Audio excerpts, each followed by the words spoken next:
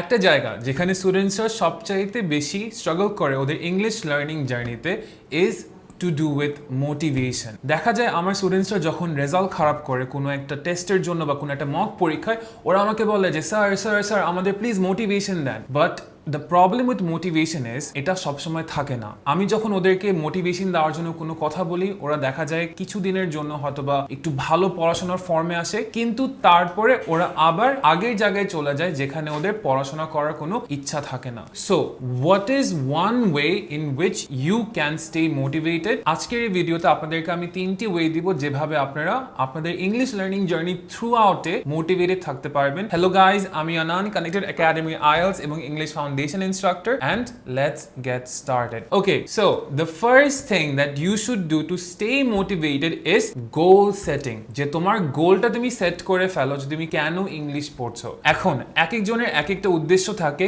English শেখার জন্য। So তোমার উদ্দেশ্যটা কি, তোমার পারপাসটা কি, why are you trying to learn English? একটা এক্সাম্পল দিই যেটাতে হয়তোবা তোমাদের একটু ক্লিয়ার হতে পারে ব্যাপারটা। আমি আমার স্টুডেন্টসদেরকে ফার্স্ট ক্লাসে জিজ্ঞেস করি ইন মাই IELTS ব্যাচেস যে তোমরা কোন দেশে যেতে চাও, এন্ড অনেক সময় ওদের রেসপন্সেস আসে যে ভাইয়া IELTS কোডটা পাওয়ার পরে আমরা ডিসাইড করবো যে আমরা কোন দেশে যাব। So that is the wrong approach. The reason being যে তুমি যদি নাই জানো যে তুমি কোন ইউনিভার্সিটিতে যাবে, তুমি যদি নাই জানো তুমি কোন ইনটেকে অ্যাপ্লাই করবে, IELTS এক্সামিনেশনটা একটা অপশন হয়ে থাকবে। It's not going to be a necessity. But on the other hand তোমার যদি ইউনিভার্সিটি সিলেক্ট করা থাকে, তোমার যদি প্রোগ্রাম সিলেক্ট করা থাকে, তোমার যদি ইনটেকের মান্থ সিলেক্ট করা থাকে, ইন দ্যাট কেস তুমি দেখবে যে তখন তোমার IELTS পড়ার প্রতি মোটিভেশনটা বেশি করে কাজ করবে, for which reason you are going to be more consistent in your methods. So the same can be said for your English learning journey. তুমি কেন ইংলিশ পড়ছো? তুমি কি বিদেশ যাওয়ার জন্য ইংলিশ পড়ছো? If so, decide which country, decide which university, decide which programme. তুমি কি কোনো পার্টিকুলার জবের জন্য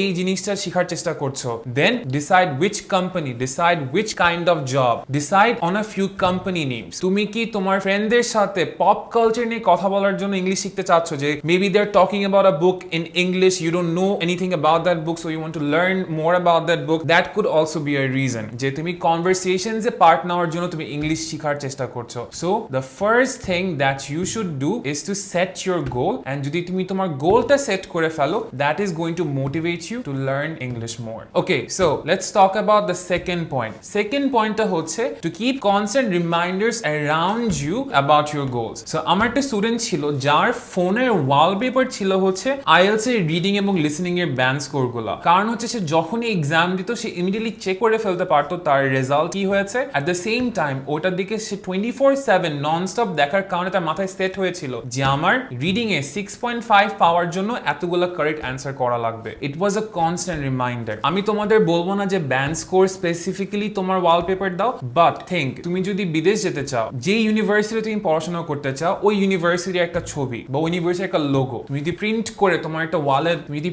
করে তোমার একটা ওয়ালে এটা পেস্ট করে রাখো, অথবা তুমি যদি কোনো কোম্পানিতে জব করতে চাও, এই কোম্পানির লোগোর ছবি বা কোম্পানির অফিসের ছবি যদি তুমি এটা প্রিন্ট করে keep it on your wall, দেখবা যে তোমার অটোমেটিক্যালি মোটিভেশনটা কাজ করবে to study more. So that's what I want you guys to do, যে first of all decide on a country, decide on university or decide on a company. তারপর যেটা করবা, ওইটার রিলেটেড কোন একটা ছবি তুমি ডাউনলোড করে set it as your phone wallpaper, set it as your desktop wallpaper, even কি প্রিন্ট করে পোস্টারের মতন সাজিয়ে তোমার ওয়ালের মধ্যে গুলা পেস্ট করে দাও। কনস্ট্যান্ট রিমাইন্ডার গুলা তোমাকে মোটিভেট করবে to learn English and to be more serious. So you will be far ahead of your peers in this regard. On to the last and the third point is consistent actions. দেখো, motivation জিনিসটা কিন্তু অনেক ক্ষণস্থায়ী একটা জিনিস। এটা তোমার সীমিত সময়ের জন্য থাকবে যখন তুমি কাজগুলো করবা, কিন্তু 2 ঘন্টার মোটিভেশনের পর দেখবা যে তোমার এক সপ্তাহের কোনো মোটিভেশনের কোনো নাম নিশানা থাকবে না। সো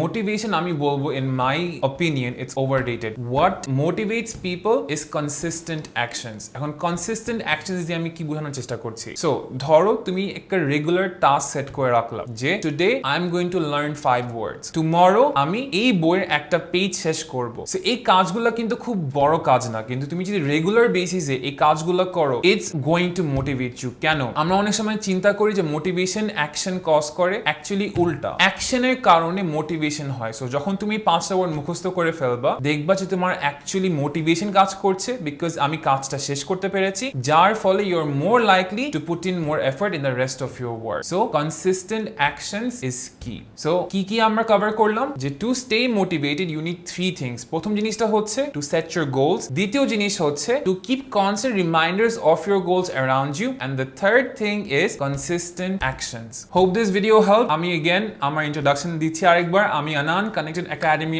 IELTS এবং English foundation instructor, and at Connected Academy we have 2 courses. একটা হচ্ছে আমাদের English foundation course, which is for students যারা জাস্ট ইংলিশ শেখা শুরু করছে এবং ওদের হয়তো বা গ্রামার, স্পিকিং, লিসেনিং এগুলোর বেসিক্স অত বেশি ভালো না। আরেকটা হচ্ছে আমাদের IELTS VIP কোর্স, যেটা হচ্ছে তাদের জন্য যাদের ইংলিশে একটা ভালো দক্ষতা অলরেডি আগে থেকে আছে এবং ওরা বিদেশে যাওয়ার জন্য এখন IELTS এক্সামটা দেওয়ার জন্য প্রস্তুত। সো এই দুইটা কোর্সই আমরা অফার করে থাকি, এবং I will leave a link of both the courses in the comments below. So if you fill out the form, one of our team members is going to get in touch with you. So this is me signing off for today's video. I'll see you in the next one. Till then, keep having fun learning English.